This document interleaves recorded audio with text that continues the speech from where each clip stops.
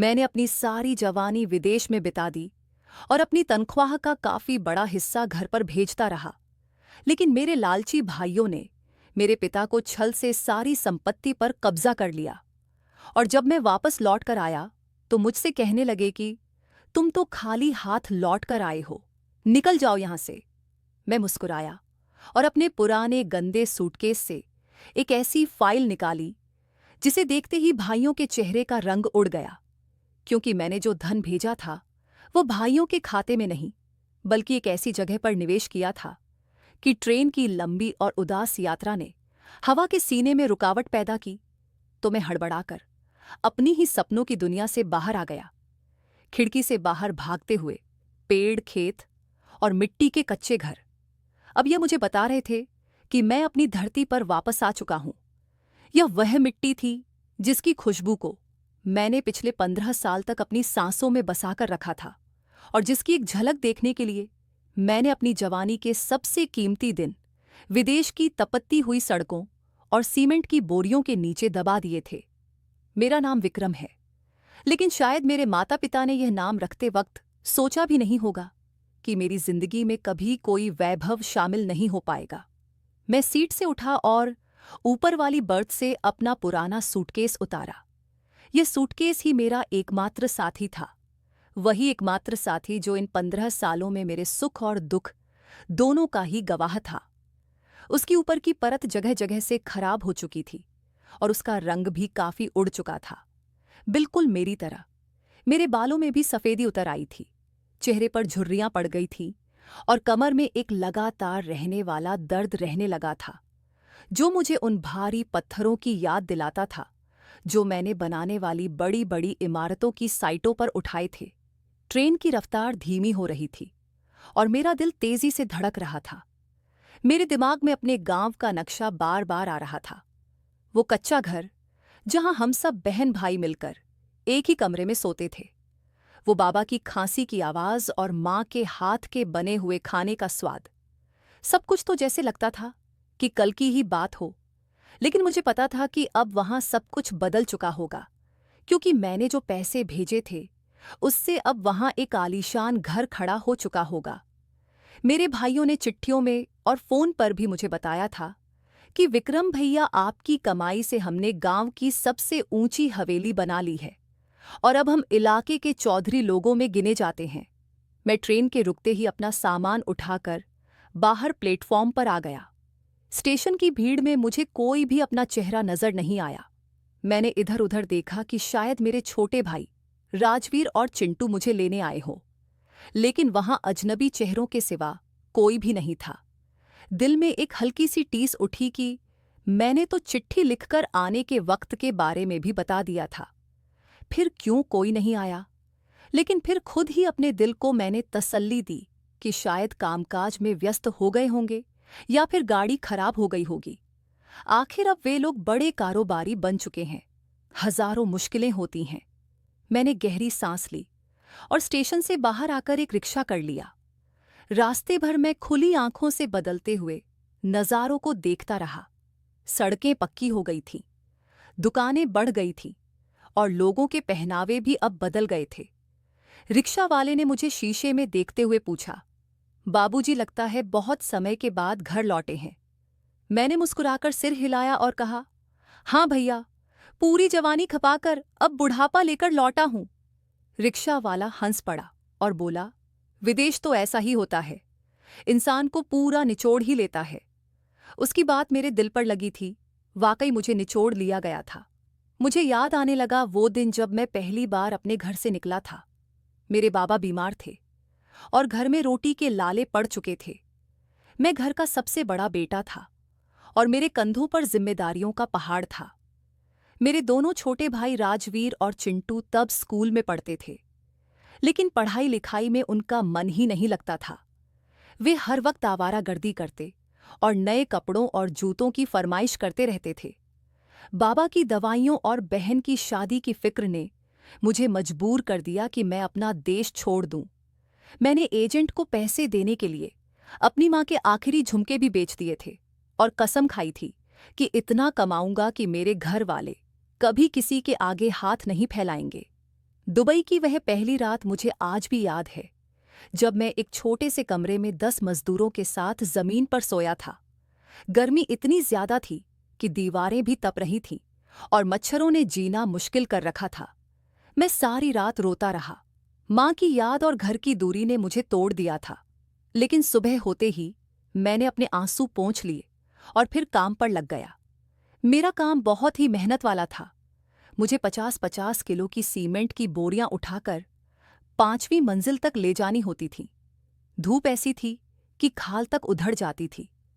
पसीना आंखों में जाता तो मिर्च की तरह लगता था। लेकिन मैं रुकता नहीं था, क्योंकि मुझे हर महीने की पहली तारीख को पैसे भी घर भेजने होते थे। शुरुआती सालों में तो मैंने 1 रुपया भी अपने ऊपर फालतू खर्च नहीं किया। मैं बासी रोटी खा लेता, पानी पीकर पेट भर लेता और ओवरटाइम भी करता, ताकि मुझे ज्यादा पैसे मिल सके। जब पहला ड्राफ्ट मैंने घर भेजा तो राजवीर की चिट्ठी आई। भैया, आपके पैसों से बाबा का इलाज शुरू हो गया है और घर में हमने राशन भी भरवा लिया है। वह चिट्ठी पढ़कर मेरी सारी थकावट दूर हो गई थी। मुझे लगा जैसे मैंने दुनिया की सबसे बड़ी दौलत कमा ली हो। फिर वक्त का पहिया चलता रहा और फरमाइशें बढ़ती रहीं। कभी चिंटू को मोटरसाइकिल चाहिए होती, कभी घर में किसी नए सामान की जरूरत पड़ती, कभी राजवीर को नया बिजनेस शुरू करना होता, तो कभी रिश्तेदारों में नाक ऊंची करने के लिए शादी पर भारी खर्च करना पड़ता। मैंने कभी सवाल नहीं किया, कभी यह नहीं पूछा कि इतने पैसों का क्या करते हो। मुझे अपने भाइयों पर अंधा भरोसा था। मुझे लगता था कि वे मेरा अपना खून है, मेरे बाजू हैं।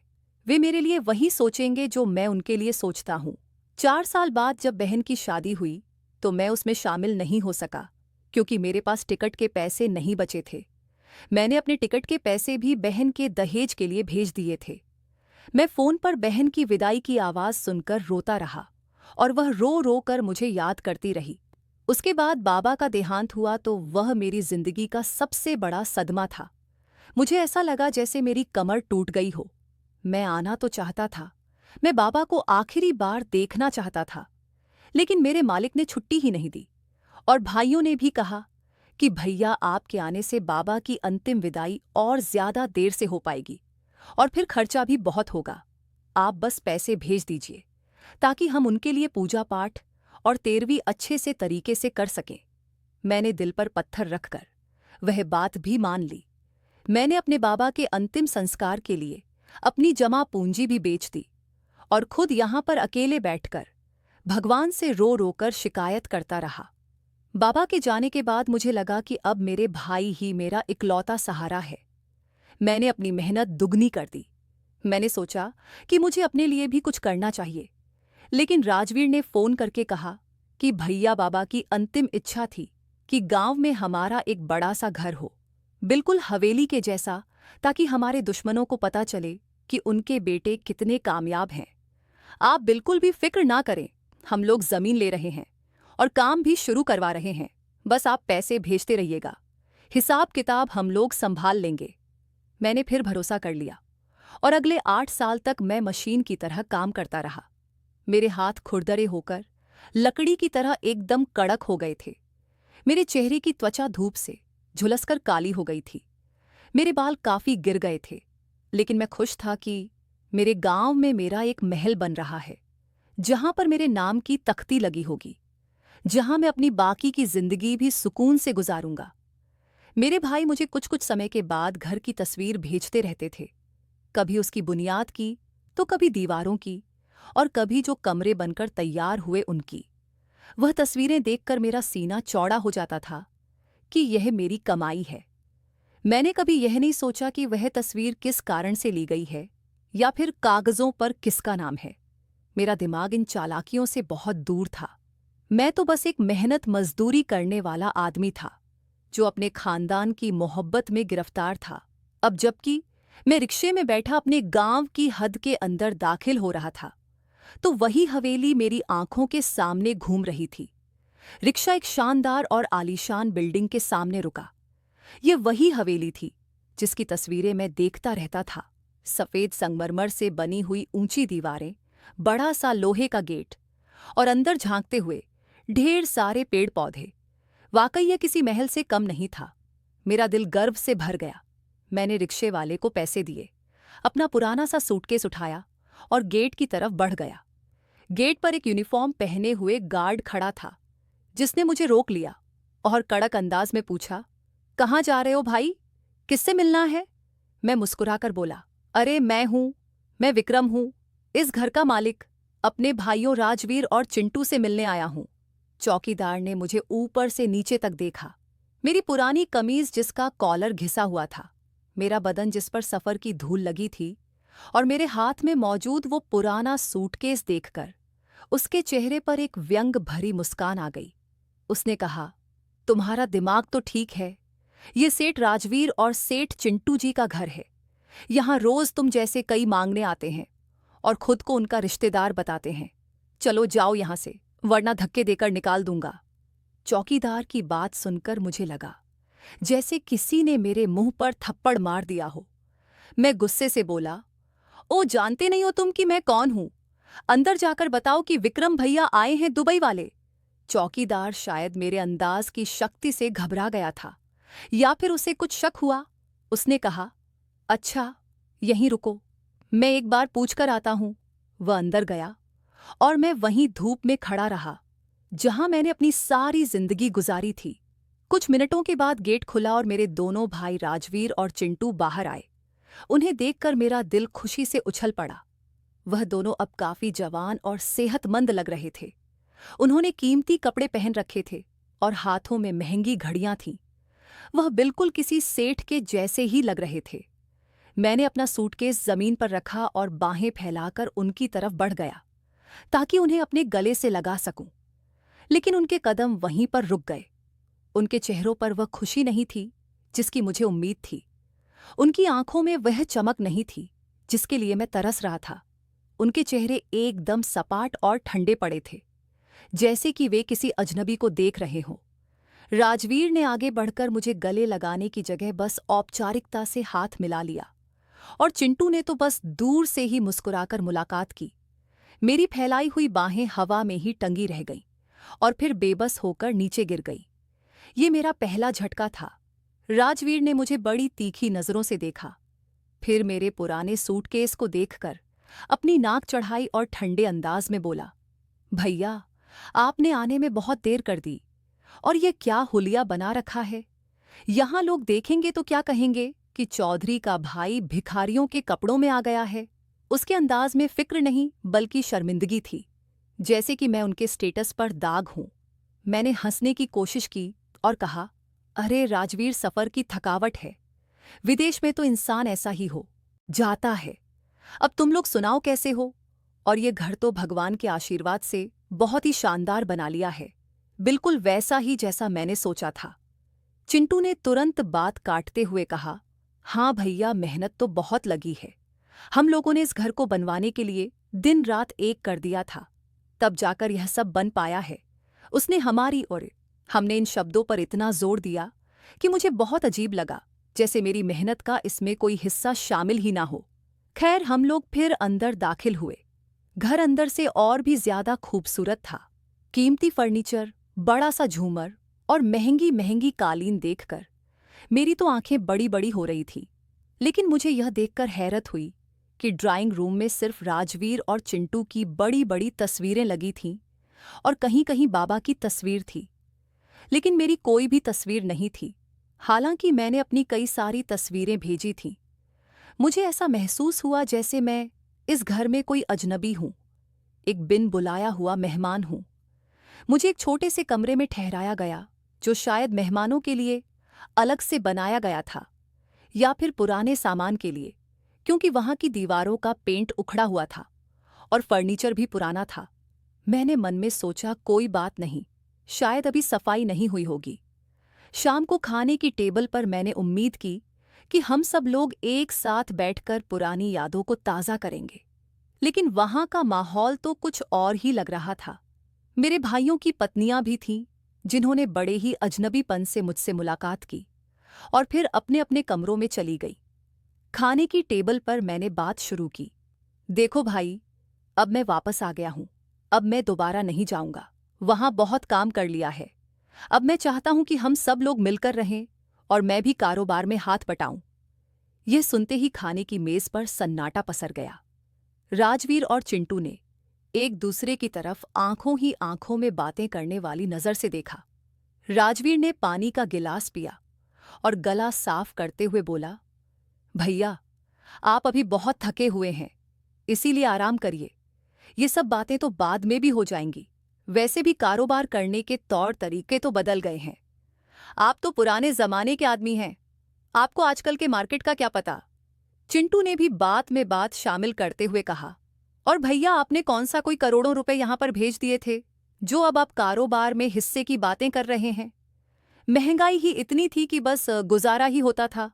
घर के खर्चे, बीमारियां, बिल और फिर यह मकान, इसमें तो उल्टा हम पूरी तरह से घुस गए हैं। ये सुनकर मैं दंग रह गया। मेरा निवाला गले में ही अटक गया। मैंने कहा, चिंटू, ये तुम क्या कह रहे हो? मैं पिछले 15 साल से हर महीने अपनी आधी से ज्यादा तनख्वाह यहां भेजता रहा हूं। मैंने लाखों रुपए भेजे हैं। तुम्हारे पास इसका सारा हिसाब होगा। चिंटू ने तीखे अंदाज में कहा, हिसाब? कौन सा हिसाब भैया? वो जो 4 पैसे आते थे वह तो राशन पानी में ही लग जाते थे। अब आप चाहते हैं कि हम आपको इन पैसों का हिसाब दें जो हमने आपके बूढ़े माँ बाप की सेवा पर खर्च कर दिए। ये शब्द मेरे दिल में खंजर की तरह उतर गए। मैंने माँ बाप की सेवा के लिए ही तो सब कुछ किया था, और अब वही बात मुझ पर एहसान जताने के लिए कही जा रही थी। मैंने अपने गुस्से पर काबू पाया, क्योंकि मैं अभी घर का माहौल खराब नहीं करना चाहता था। मैंने सोचा शायद उन्हें कोई गलतफहमी हुई है, या शायद वे मुझे आजमा रहे हैं। मैं खामोशी से खाना खाता रहा, लेकिन वह खाना मेरे लिए अब जहर बन चुका था। रात को जब मैं अपने कमरे में लेटा तो नींद मेरी आंखों से कोसों दूर थी। मुझे दीवारों से घुटन महसूस हो रही थी।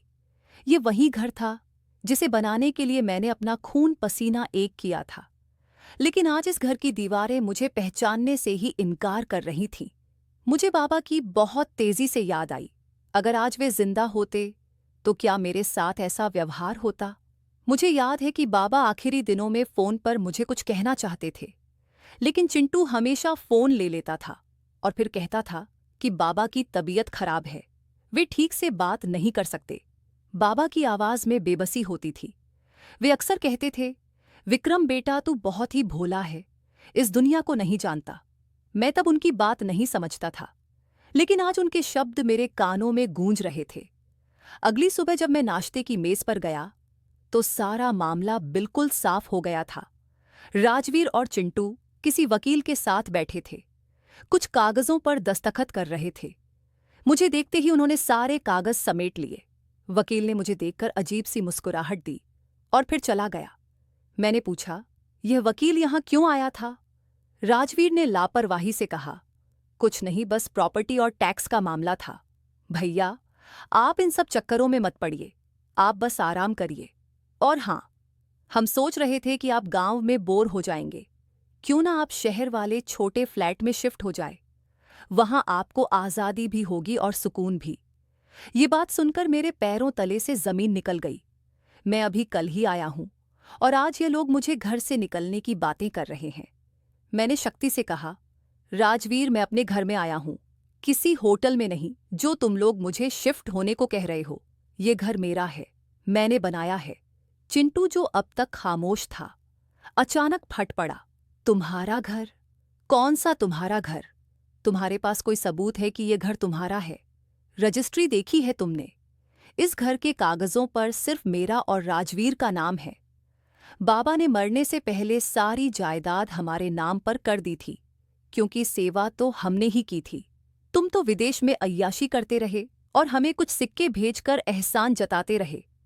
चिंटू के मुंह से अय्याशी शब्द सुनकर मेरा तो दिमाग ही घूम गया।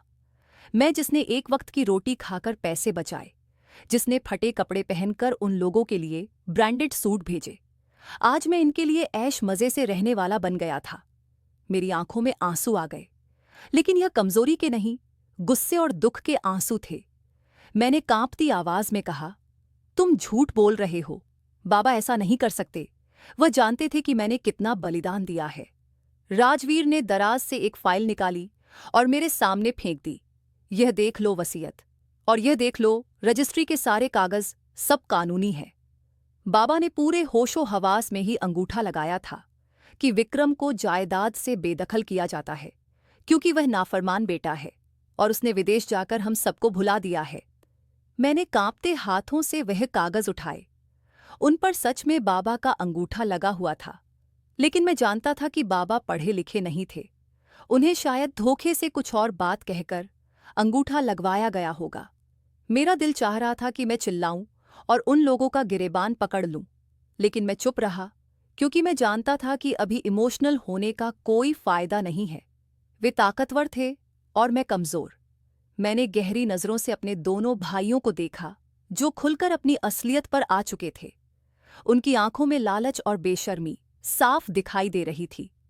वे चाहते थे कि मैं चुपचाप यहां से चला जाऊं और उनकी जिंदगी से निकल जाऊं, ताकि वे मेरे भेजे हुए पैसों पर सांप बनकर बैठे रहें। उन्होंने शायद यह सोच लिया था कि मैं सीधा साधा हूं, इमोशनल होकर या तो चुपचाप चला जाऊंगा या थोड़े बहुत पैसे लेकर समझौता कर लूंगा। लेकिन वे यह भूल गए थे कि विदेश की धूप सिर्फ रंग ही काला नहीं करती, बल्कि इंसान को अंदर से भी बहुत पक्का और मजबूत कर देती है। वो विक्रम जो 15 साल पहले यहां से गया था, भोला भाला था, लेकिन जो वापस आया है वह दुनिया की ठोकरें खाकर आया है।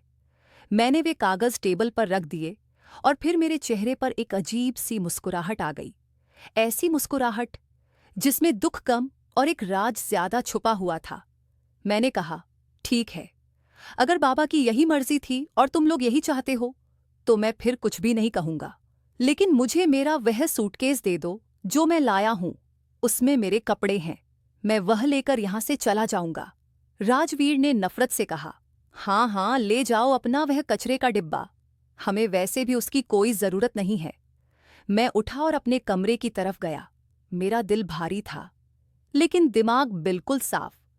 उन्होंने मुझे खाली हाथ समझकर घर से निकालने का फैसला सुना दिया था, लेकिन वे नहीं जानते थे कि खाली हाथ आने वाला अपने साथ क्या लाया है। मैं कमरे में गया, अपना वह पुराना सूटकेस उठाया, उसकी जिप खोली और फिर अंदर मौजूद कपड़ों के नीचे छुपी हुई एक फाइल को टटोला। यह वही फाइल थी जो मेरी 15 साल की मेहनत का असली मुकाम थी। यह वह बारूद था जो अब इस महल की बुनियाद हिलाने वाला था। मैंने सूटकेस बंद किया और उसे उठाकर दोबारा ड्राइंग रूम की तरफ कदम बढ़ाए, जहां मेरे भाई अपनी जीत का जश्न मनाने के लिए आराम से बैठकर चाय पी रहे थे। उन्हें खबर नहीं थी कि उनकी यह खुशी कितनी कम समय की है और आने वाले कुछ ही लम्हों में उनके पैरों तले से जमीन कैसे सरकने वाली है। कहानी अभी खत्म नहीं हुई थी, बल्कि असली कहानी तो अब शुरू होने वाली थी। मेरा खाली हाथ होना उनकी सबसे बड़ी गलतफहमी साबित होने वाला था। मैं सूटकेस लेकर वापस ड्राइंग रूम में दाखिल हुआ। वहां का नजारा कुछ अजीब सा था।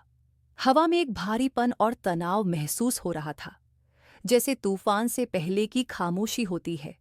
राजवीर और चिंटू अभी भी अपनी अपनी मखमली कुर्सियों पर बैठे थे और उनके चेहरों पर वही चमक और घमंड था जो थोड़ी देर पहले दिख रहा था।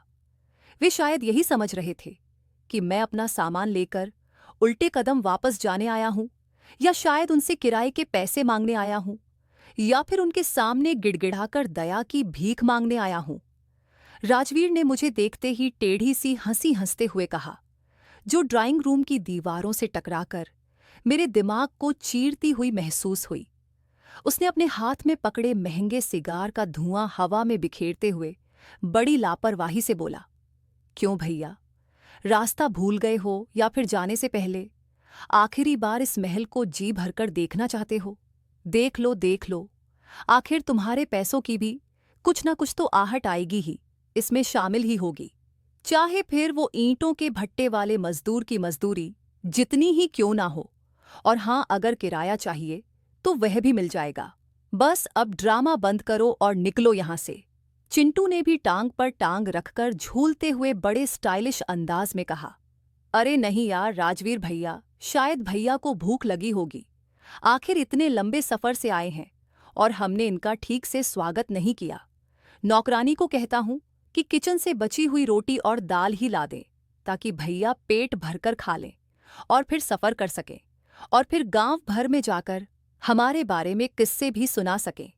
उनकी जहरीली बातों और तंज भरी नज़रों ने मेरे सब्र के पैमाने को भरने की बजाय मेरे इरादों को और ज्यादा मजबूत कर दिया था, क्योंकि मैं जानता था कि अगले कुछ ही लम्हों में यह हंसी सिसकियों में और पैसों की यह गर्मी भीख मांगने वालों में बदलने वाली है। मैंने उनकी बातों का कोई भी जवाब नहीं दिया और खामोशी से चलते हुए ड्राइंग रूम की बड़ी शीशे वाली मेज के पास जाकर रुक गया और उसके ऊपर अपना वो पुराना सा फटा हुआ सूटकेस रख दिया। उस सूटकेस की हालत देखकर उन दोनों ने नाक मुंह चढ़ाया, जैसे कि मैं कोई गंदा या कूड़े का ढेर उनकी कीमती महंगी टेबल पर रख दिया हूं। राजवीर ने नागवारी से बात बदलते हुए कहा, भैया ये गंदगी यहां से हटाइए, ये मेज लाखों रुपए की है, इस पर खरोच आ जाएगी। लेकिन मैं उनकी नागवारी को नजरअंदाज करते हुए बड़े ही शांत अंदाज से सूटकेस की जिप पर हाथ रखे, जिस पर जंग लगा हुआ था और उसे खोलने में थोड़ी मुश्किल हो रही थी, जिससे चरमराहट की आवाज पैदा हुई। यह आवाज कमरे के सन्नाटे में गूंजी, जैसे कोई सालों से बंद पड़ा दरवाजा खुल रहा हो। मैंने उसे खोला तो पुराने कपड़ों की एक अजीब सी बू आई, जो उन सेठ लोगों की नाकों को बहुत नागवार गुजरी। मैंने कपड़ों की परतों को हटाया और फिर उसके नीचे छुपी हुई वह पीले रंग की फाइल निकाली, जिस पर विक्रम लिखा हुआ था, और उसके साथ एक मोटी काले रंग की डायरी भी निकाली, जो बाबा की थी।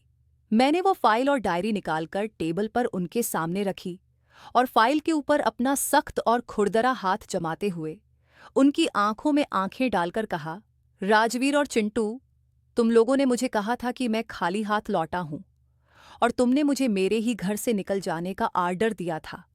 लेकिन तुम लोग एक बात भूल गए कि बाबा कभी भी अपनी औलादों में फर्क नहीं करते।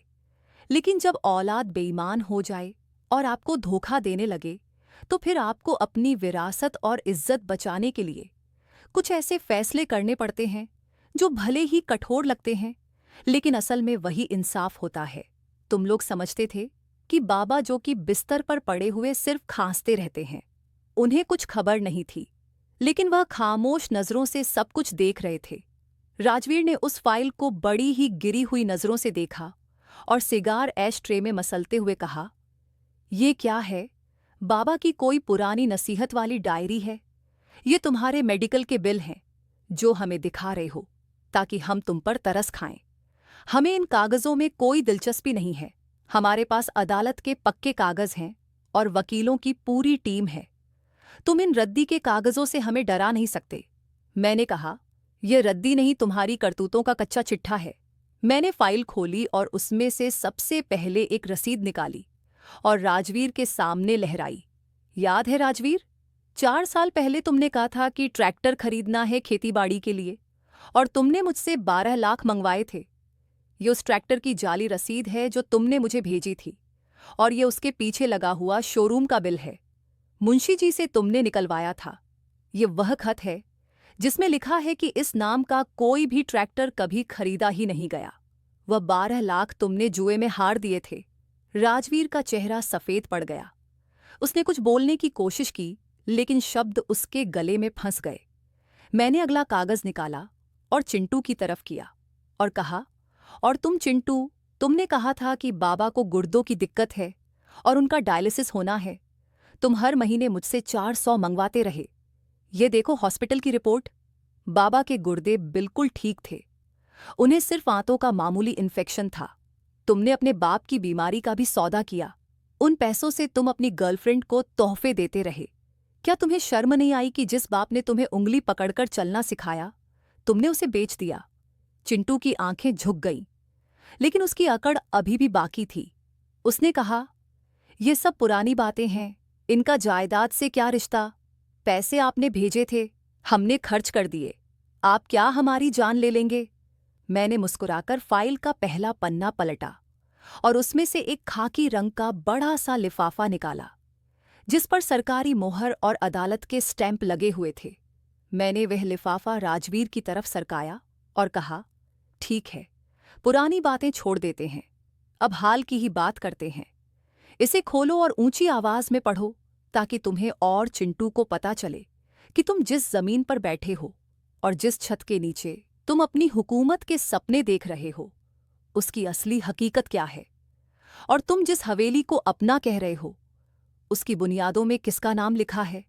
राजवीर ने बड़ी ही बेदिली और गुस्से से लिफाफा उठाया, लेकिन जैसे ही उसने लिफाफे के अंदर से मोटे मोटे कागज हाथ में निकाले और उन पर लगी हुई सुर्ख सरकारी मोहर और तारीखें देखी, तो उसके माथे पर पसीने की बूंदें साफ दिखने लगीं। उसके हाथों में एक अजीब सी कंपन पैदा हुआ। उसने कागजों को ध्यान से पढ़ना शुरू किया। पहले उसके चेहरे पर हैरत आई, फिर परेशानी, और फिर आखिर में डर की लकीरें लहराने लगी। उसका रंग हल्दी की तरह पीला हो गया और सांस फूलने लगी। चिंटू, जो अब तक लापरवाही से बैठा था, राजवीर की बिगड़ी हुई हालत देखकर चौंक गया और उसने बेसब्री से पूछा, क्या हुआ? इसमें क्या है राजवीर भैया? आप चुप क्यों हो गए हैं? क्या लिखा हुआ है? क्या कोई टैक्स का नोटिस है? राजवीर के मुंह से आवाज नहीं निकल रही थी। उसने वह कागज चिंटू की तरफ बढ़ा दिए, जैसे वे कागज नहीं अंगारे हों, और खुद धड़ाम से कुर्सी पर गिर गया, जैसे उसकी टांगों से जान निकल गई हो। चिंटू ने कागजात छीनकर पढ़े तो उसकी आंखें फटी की फटी रह गईं। कागज कोई मामूली नहीं थे, बल्कि वे इस पूरी 8 एकड़ जमीन और इस पर बनी हुई हवेली की असली और रजिस्टर्ड रजिस्ट्री थे, जो आज से 10 साल पहले मेरे नाम पर हो चुकी थी। मैंने अपनी कुर्सी पर टेक लगाते हुए बड़े ही सुकून भरे और जीत भरे अंदाज में कहा, क्या हुआ? क्या पढ़ नहीं पा रहे हो, या आंखों पर अभी भी लालच की पट्टी बंधी हुई है? लो, मैं पढ़कर सुना देता हूं। ये प्लॉट नंबर 350 नहीं है, बल्कि 650 है, और जिला कचहरी के सबसे बड़े रजिस्ट्रार के दस्तखत हैं, जिसके मुताबिक ये सारी जमीन जिस पर यह हवेली बनाई गई है, इसका एकमात्र मालिक मैं, यानी कि विक्रम हूं। और इस खरीददारी की तारीख आज से 10 साल पुरानी है, यानी तब की जब तुम लोग कॉलेज में ही थे और मुझसे मोटरसाइकिल के लिए पैसे मांग रहे थे और बाबा से जेब खर्च के लिए झगड़ा करते थे। चिंटू ने चिल्लाकर कहा, यह सब बकवास है, ये कागज जाली है, ये हो ही नहीं सकता। हमने खुद यह जमीन खरीदी थी, हमने पटवारी को पैसे दिए थे, हमने बाबा से अंगूठे लगवाए थे, हमारे पास सबूत हैं, हम लोग अदालत जाएंगे, ये फ्रॉड है।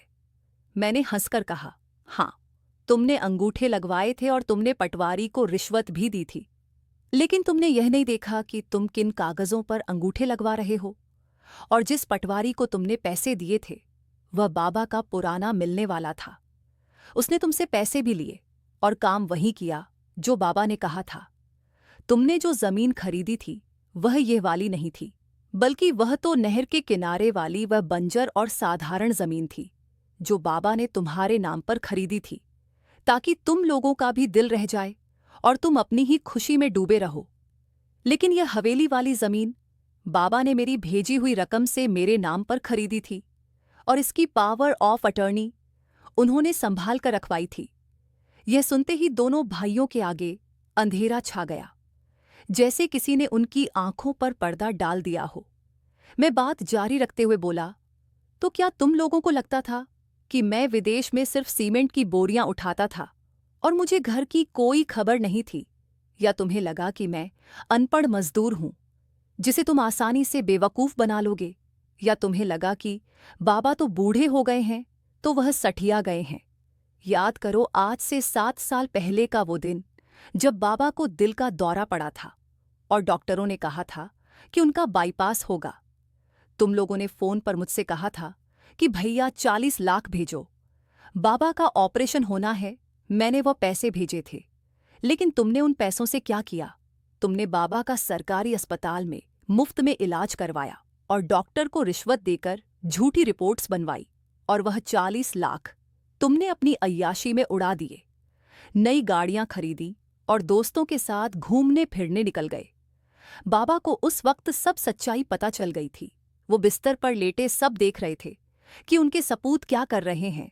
उसी रात बाबा ने अस्पताल के चौकीदार के फोन से मुझे कॉल की थी। वह रो रहे थे, उनकी आवाज कांप रही थी। उन्होंने मुझे बताया था, विक्रम बेटा, तुम्हारे भाई सांप बन चुके हैं और वे मुझे भी डस रहे हैं और तुझे भी डसेंगे। यह मेरी मौत का इंतजार कर रहे हैं ताकि जायदाद बांट सकें। मैंने उसी दिन बाबा से वादा किया था कि मैं अब जो भी पैसा भेजूंगा वह उन सांपों की झोली में नहीं डालूंगा, बल्कि एक सुरक्षित भविष्य के लिए लगाऊंगा।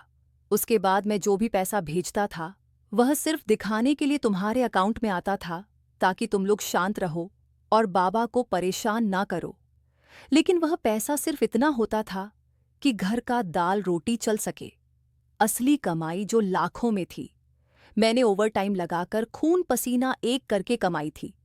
वो मैं बाबा के पुराने दोस्त और हमारे खानदानी वकील मुंशी मूलचंद के जरिए बाबा तक पहुंचाता था, और बाबा उसी रकम से खामोशी से यह जमीन और शहर के प्लॉट मेरे नाम पर खरीदते रहे। मैंने फाइल से एक और कागज निकाला, जो एक बैंक स्टेटमेंट था। ये देखो, ये उस बैंक अकाउंट की एंट्रियां हैं जो बाबा और मेरे नाम पर हैं, जिसमें इस हवेली को बनाने के लिए भेजी गई एक एक पाई का हिसाब मौजूद है। इस अकाउंट का नंबर और चेकबुक सिर्फ मुंशी जी के पास थी। तुम लोग तो सिर्फ ठेकेदार थे, जिन्हें बाबा ने सिर पर खड़ा किया हुआ था, ताकि तुम लोग खुश रहो और यह समझते रहो कि यह महल तुम्हारा ही बन रहा है। असल में तुम लोग मेरे मजदूर थे, जिन्होंने मेरी गैर मौजूदगी में मेरा घर बनवाया। और मजे की बात यह है कि तुम लोगों ने अपनी जेब से एक भी नहीं लगाया, बल्कि जो पैसा मैंने निर्माण के लिए भेजा था, उसमें से भी तुम लोग सीमेंट और सरिये में कमीशन खाते रहे। राजवीर का चेहरा पसीने से इतना ज्यादा भीग चुका था जैसे वह बारिश में नहाया हो। वह बार बार अपना कॉलर ढीला कर रहा था। उसने कांपती हुई आवाज में कहा, यह कैसे हो सकता है? बाबा हमें धोखा नहीं दे सकते, वह हमारे बाप थे। मैंने मेज पर जोर से हाथ मारा, जिससे चाय के कप छलक गए, और चिल्लाकर कहा, धोखा बाबा ने नहीं, तुम लोगों ने दिया था। तुमने उनकी बीमारी का फायदा उठाया, तुमने उनकी आंखों में धूल झोंकी, तुमने मुझे विदेश में सड़ने के लिए छोड़ दिया और यहां मेरी कमाई पर अय्याशियां की। तुमने मेरी बेटी की शादी यहां आकर करने से मना कर दिया था, ये कहकर कि जगह नहीं है, जबकि यह 8 कमरों का महल खाली पड़ा था। तुमने क्या सोचा था कि विक्रम भैया तो सीधे साधे हैं, उन्हें धक्का देकर निकाल देंगे और वह चुपचाप चले जाएंगे। ये फाइल देख रहे हो, ये सिर्फ जमीन के कागज नहीं है, बल्कि तुम्हारी बर्बादी का परवाना है। इसमें तुम्हारी हर चोरी, हर फ्रॉड और हर झूठ का सबूत है। चिंटू ने अचानक गुस्से में आकर पागलों की तरह मेज की तरफ छलांग लगाई और कागजात पढ़ने की कोशिश की। उसकी आंखों में पागलपन था। वह चाहता था कि सबूत मिटा दे और सब कुछ खत्म कर दे। लेकिन मैं होशियार था। विदेश में मैंने पत्थर उठाए थे, जिस वजह से मेरे बाजू फौलादी हो गए थे। मैंने तेजी से चिंटू का हाथ कलाई से पकड़कर मरोड़ दिया और उसे धक्का दिया, जिससे वह सोफे पर जाकर गिरा। इसी बीच ड्राइंग रूम का दरवाजा जोर से खुला और फिर 4 पुलिस वाले और मुंशी जी अंदर दाखिल हुए। मुंशी जी काफी बूढ़े हो चुके थे, लेकिन उनकी आंखों में वही पुरानी चमक और इंसाफ की काट थी, जो उन्होंने अंदर आते ही अपनी छड़ी जमीन पर मारी और तेज आवाज में बोले, खबरदार चिंटू, अगर एक कदम भी आगे बढ़ाया तो हथकड़ी लगने में देर नहीं लगेगी। कानून के हाथ तुमसे बहुत लंबे हैं। पुलिस को देखकर दोनों भाइयों के चेहरे से बची कुची हिम्मत भी खत्म हो गई। उनके चेहरे से खून गायब हो गया और वे भीगी भीगी सी सूरत बनाकर दीवार से लग गए। राजवीर की टांगें कांप रही थीं और चिंटू की आंखें जमीन में गड़ी हुई थीं। मुंशी जी मेरे पास आए, मेरे कंधे पर हाथ रखकर गर्व से बोले, हमारा शेर वापस आ गया है, घबराओ मत बेटा। मैं तुम्हारे आने से पहले ही तुम्हारे बाबा की वसीयत के मुताबिक थाने में सूचना दे चुका था और अदालत से आर्डर पेपर भी ले लिया है कि इन दोनों को इस घर से बेदखल किया जाए, क्योंकि यह कब्जाधारी और धोखेबाज लोग हैं। पुलिस इंस्पेक्टर ने आगे बढ़कर कागजों को ध्यान से देखा और फिर राजवीर और चिंटू से सख्त लहजे में कहा, मिस्टर राजवीर और चिंटू, इन कागजात को देखते हुए आप लोग इस घर में गैरकानूनी तौर पर रह रहे हैं। यह घर विक्रम साहब की मिल्कियत है। आपने जाली कागज बनवाकर अपने पिता के साथ फ्रॉड किया है। आप पर मुकदमा दर्ज होता है। बेहतर यही है कि शराफत से इस घर का कब्जा असली मालिक के हवाले कर दीजिए, वरना हमें जबरदस्ती करनी पड़ेगी और आपको हवालात की हवा भी खानी पड़ेगी। ये सुनकर राजवीर के पैरों तले जमीन खिसक गई। जो कुछ देर पहले तक शहंशाह बना बैठा था, वह बिल्कुल टूट चुका था। उसने अपनी पत्नी की तरफ देखा, जो दरवाजे के पास खड़ी यह सब सुन रही थी और डर के मारे रो रही थी। राजवीर आगे बढ़कर मेरे पैर पकड़ने की कोशिश करने लगा। उसकी आंखों से आंसू बह रहे थे। मैं पीछे हट गया। वह बोला, भैया भगवान के लिए हमें माफ कर दो। हम बहक गए थे। हमारा घमंड में दिमाग खराब हो गया था। हम आपके छोटे भाई हैं, आपका अपना खून है। आप हमें सड़क पर मत लाइए। हमारे यह बच्चे कहाँ जाएंगे? हमारी इज्जत को मिट्टी में मत मिलाइए। मैंने उसे नफरत से देखा और कहा, आज तुम्हें बच्चे याद आ रहे हैं, आज तुम्हें खून याद आ रहा है।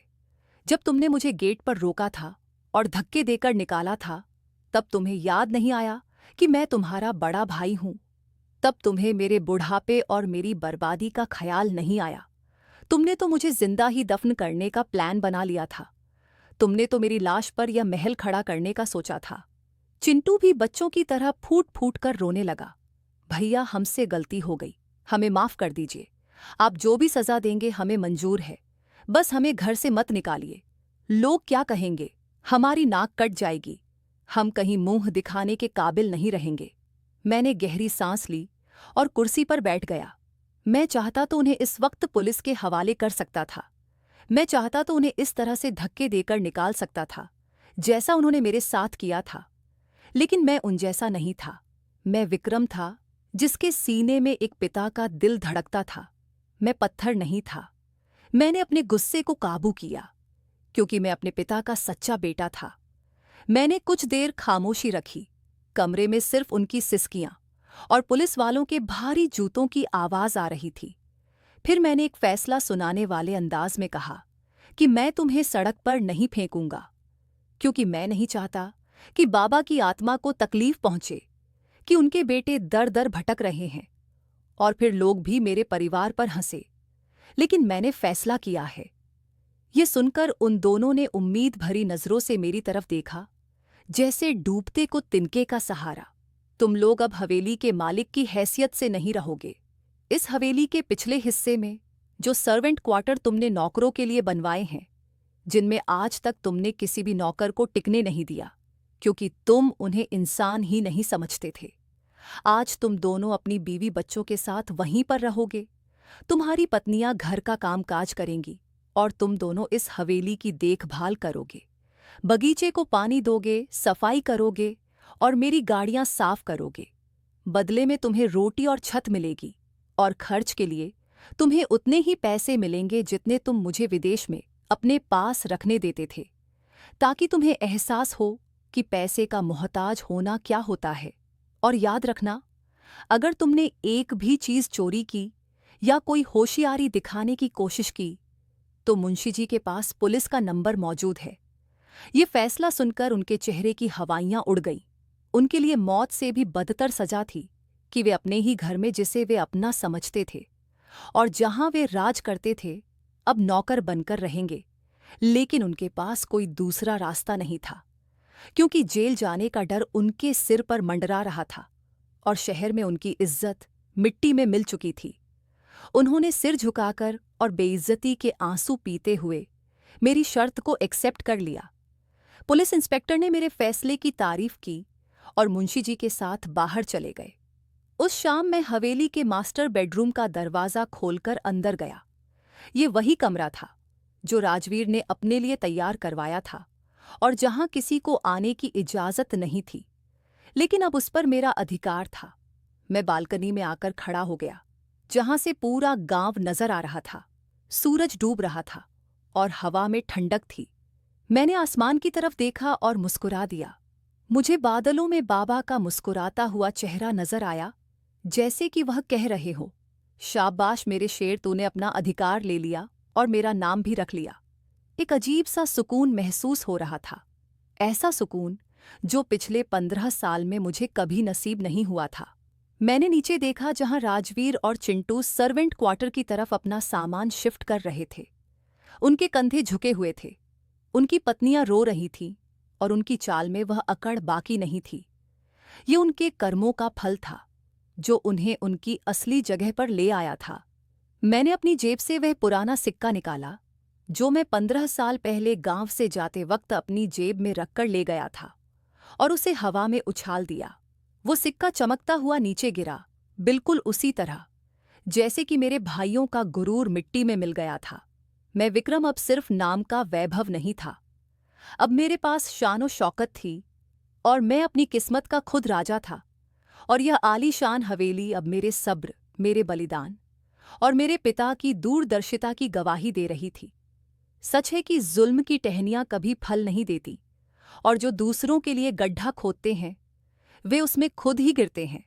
और विदेश की मिट्टी इंसान को चाहे जितना भी रुला ले, अपने वतन की मिट्टी का इंसाफ उसे सब कुछ लौटा ही देती है।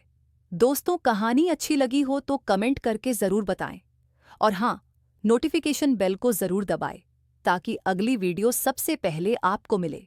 धन्यवाद।